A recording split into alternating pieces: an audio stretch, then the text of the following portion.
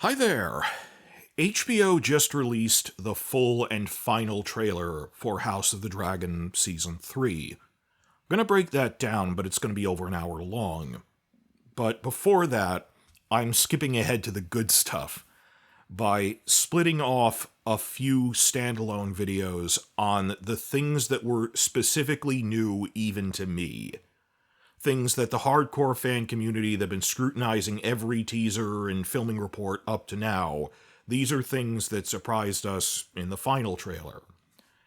In this one, I'm focusing on this one shot of Aemond fighting a man in the Harrenhal Godswood. This is not a member of House Strong. That Aemond, on top of this, has taken his armor off. And the other shots where he's, attacking Strongs, he's saying pick up a sword, he's pretty sure that's when he's going to be killing Simon Strong. He has his armor on. This is much later than that. As I explained in the last video, apparently Alicent is watching this scene and reacting in horror when he kills him, when Aemond kills his would-be assassin. So this is some point later in the season, this man ambushes him when he's not wearing armor, he's wearing his small clothes. What gets interesting is when we cross-reference with prior casting info. I'm not the only one saying this, it's going around online. As reported by reliable spy source House the Dragons over on Twitter a couple of months ago, we learned that actor Will Stevens has been cast as an invented character named Arryn Baratheon, Arrion, Arryn Baratheon, who is described as an assassin. Would-be assassin of who, we don't know. But once we saw this shot from this trailer, therefore didn't take long for us to put two and two together. Apparently he's the guy in the trailer shot trying to ambush and kill Aemond. But that just raises further questions. Okay, we put that together. Why would a knight from the Baratheons be trying to assassinate Aemond when the Baratheons sided with the Greens? What are the TV writers doing here? Well, there are a couple of options. One suggestion is that maybe the Baratheons are annoyed at Aemond for not fulfilling his promise of a marriage pact to one of Lord Boros Baratheon's 4 daughters. As we learned in the Season 2 premiere, he picked Floris, the pretty one. It was left unspecified in the book, but why would they try to kill him for that? Because he's a little late on a marriage pact. That he can't marry her if he's dead. And even if he's sleeping with Alice Rivers right now or something, he didn't publicly marry her or anything. They can just pressure Aemond to marry Floris after the war is over. Even if there's some TV invention of him marrying Alice Rivers and publicly declaring it, which he didn't, they just yell at him to set her aside. Not, oh, we're going to kill him so Floris can marry him. That doesn't really make sense. No. What I suspect they're doing is some variation on the book event involving a character named Byron Swann, who is a knight in service to the Baratheons. The Swans are vassals of the Baratheons. Another possibility is they've been known to do this, that sometimes a character name given in the casting sheets is just a code name. Not always, but maybe Arryn Baratheon is just a code name, and when he actually appears on screen, he'll be called Byron Swann. Maybe. Maybe they changed his name in the episode to Arryn Baratheon because they don't expect people to remember that the Swans are vassals of the Baratheons. I'm not sure. This gets confusing. This is what we're debating now online in the spy channels of, did they rename him? Is he the same character? But overall, we get the impression that this is somehow their take on the Byron Swann story, is the only thing that makes sense. If you're familiar with it, was there another point where someone in the book tried to assassinate Aemond? The answer is yes, Byron Swann. Well, if you're unfamiliar with it, I'll summarize that it's actually not mentioned in Fire and Blood itself. It's one of the few anecdotes about the Dance of the Dragons given in the main novels. In the most recent 5th novel, which was still 2011, but Fire and Blood hadn't been published yet, Princess and the Queen as such, but there were some ideas starting to form in Martin's head that weren't there when the first novels were written, by the 5th novel. And this is like the first time we ever heard the name Aemond Targaryen was actually in the 5th novel. Tyrion Lannister, of all people, is talking about a history lesson with another character, it's not important, recalling how during the Dance of the Dragons, Byron Swann tried to sneak up on a dragon and kill it by polishing his steel shield so much that it was reflective like a mirror. And he got the idea, there's this legend that dragons can't recognize their own reflection. This legend of an ancient hero, allegedly thousands of years ago, called Serwyn of the Mirror Shield, allegedly slew a dragon this way by sneaking up that it can't recognize its own reflection. Byron Swann tried to do the same thing, but it didn't work. He got roasted alive. But Tyrion and this other character disagree on which dragon Byron Swann was trying to kill. The other character says it was Vhagar, but Tyrion says it was Rhaenyra's dragon Syrax, pointing out that the Baratheons sided with the Greens, with Aemond's brother Aegon. So why would the green-aligned Baratheons and their vassals be trying to kill Aemond's dragon, this Baratheon bannerman, Byron Swann? It's never stated definitively, objectively, just Tyrion thinks, well, why would he do that? Weren't they on the same side? There are 3 reasons I suspect the TV writers might be including some variation on Byron Swann in Season 3. First, the story of Byron Swann has actually been presented on screen in live action before to a general audience. Way back in Game of Thrones Season 5, 11 years ago at this point, but still in an episode they mentioned Byron Swann by name. In an episode where Shireen Baratheon was reading a book about the Dance of the Dragons and summarized it was a civil war between Rhaenyra and Aegon II. It was this big info dump that was clearly meant to be seeding the ground as a prequel hook for this potential, prequel spinoff. Not that I'm complaining, that's what I would have done too. You need to set that up. But as Shireen is talking with Davos about it, she says, the specific page I'm reading right now in this book about the Dance of the Dragons is about that moment when Byron Swann tried to sneak up on Vhagar. And Davos finishes, yeah, but the mirror shield thing doesn't work. He roasted him alive. So, on screen, we got the Vhagar version of this story, which Tyrion disagrees with. I think Game of Thrones went with that because they'd already mentioned Vhagar by name. People heard of the original trio of Targaryen dragons, and it was easier than introducing a new dragon named Syrax that no one had ever heard of. I don't know how much that could influence House of the Dragons writers, though, because they haven't felt beholden to other lore mistakes from the original show. Like Gendry Rivers or something. No, Rivers is not a name for bastards from the Crownless. They wouldn't really feel beholden to that. It's 11 years ago at this point. Who would remember that they even mentioned him? Maybe they were rewatching it, I'm not sure.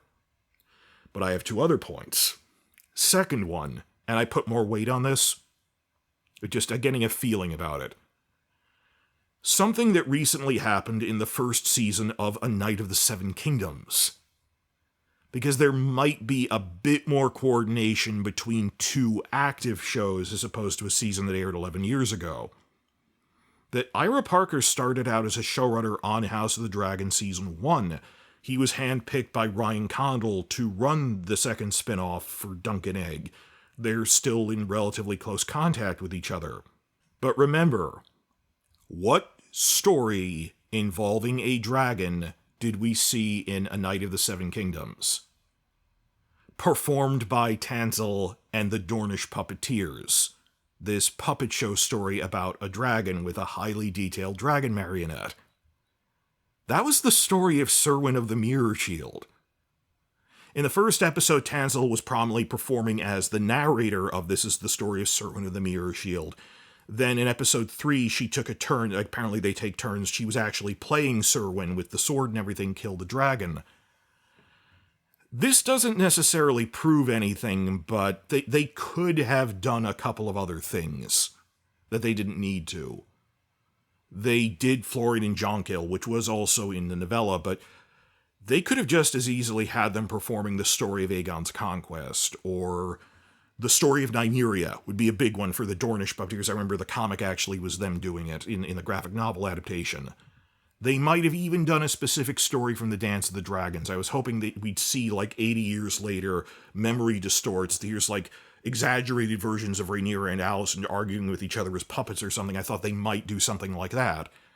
Out of every story they could have done, they stuck with Serwyn of the Mirror Shield. That these are two active shows, just loosely in casual conversation, just in a chat. Ira Parker would be talking to Ryan Condal and going, you know, Season 1 of Dunk and Egg comes out before House of the Dragon Season 3. Season 3, we're thinking of putting in Byron Swann, who's inspired by that legend. Can you make sure it's one of the stories that the puppeteers tell? I can see that happening. Then again, it might be pure coincidence, because they do also just do Serwyn of the Mirror Shield in the story. It's not like it's weird that they had the Dornish puppeteers do it. But doesn't it line up that if they want to explain, oh, he was inspired by Serwyn of the Mirror Shield from, as explained in the other shows, this ancient legend, I can see how that could originate. But here's a third point, which gets a little complicated because I remembered that I thought he was credited as Baratheon assassin. When I first did this, I forgot they actually said his first name was Aryan and his last name is Baratheon, which I suspect is a code name. Or maybe he's functionally has the role of Byron Swann, but they changed it so the audience would recognize it. I don't know. But in terms of House Swan has been mentioned before in specifically House of the Dragon back in Season 1. Third episode, at the hunting camp. Remember? When the other noblewomen are sharing news with Alicent about the war in the Stepstones. They say they just heard that Lady Johanna Swan was taken prisoner in a Triarchy raid on her ship, but her miserly, cheap uncle refuses to pay the large ransom they're demanding. Alicent then asks, so what'll happen to Lady Swan? Because they're not going to pay the ransom, and they say, oh, they're probably going to sell her to a brothel and lease. And Alicent is rightly horrified. This is a story straight from the text. A relatively obscure one. I had a friend who kept saying, I wonder if they're ever going to put in something like that. Then they actually did. Because Johanna Swan is sort of a reverse Mysaria situation, actually. How Mysaria rose up from being a prostitute to being the shadow broker, information trafficker of the city underworld, ruling it flea bottom in all but name. Swan does that in Lys. She rises up through the ranks of the underworld, becomes the Black Swan of Lys, who rules it from the shadows in all but name over the course of 20 years. And thinking of the principle of Chekhov's gun, they didn't need to include that anecdote about Lady Swan back in Season 1. They could have easily cut it. What if they meant to revisit it by having another member of House Swan show up, like Byron Swann in Season 3? House Swan are vassals of the Baratheons who sided with the Greens. But what could Aemond have done recently that could have angered a member of House Swan into going against their liege lords? Aemond just entered into an alliance with the Triarchy. These hated pirates who've been harassing the East Coasts and the Stormlands for a couple of years now, for 30 years. And Aemond invited these basically foreign pirates to raid in Westeros because, well, they're attacking our enemies in a civil war at the moment. What if Lady Swan had like a brother or a cousin or something who hates the Triarchy with a fiery passion over what they did to her, and would see what Aemond did allying with them as the ultimate betrayal? So yeah, I can see why now of all times would a member of House Swan be trying to kill Aemond. Probably a callback to Season 1 with Lady Swan being kidnapped and becoming the Black Swan of Lys. And all of that. So what throws a wrench into this is that he's credited as Aryan Baratheon. That could be a code name. It could be they renamed the character so people get that he's from the Stormlands. But however they're playing this, I like the phrase, I can't see the specifics, but if you threw a cloth over it on top of a table, I'd be able to see the vague outline of the shape of the object.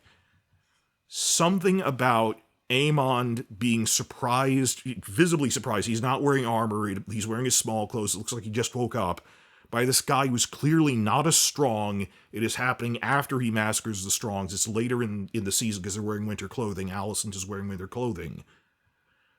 Is there a point in the books when someone tries to assassinate Aemond? Well, it's this complicated thing where it's mentioned that a member of House Swan tried to. It's actually in a story that was brought up a few months ago in A Knight of the Seven Kingdoms.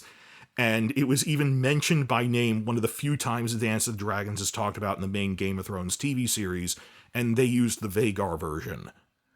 So I'm starting to think they worked in the Byron Swann thing somehow. Did they work it in well? Did they change it? I'm not sure. But I'm getting a feeling that this is stemming from that. What do you guys think? The pieces are falling into place. This is too similar to be coincidence.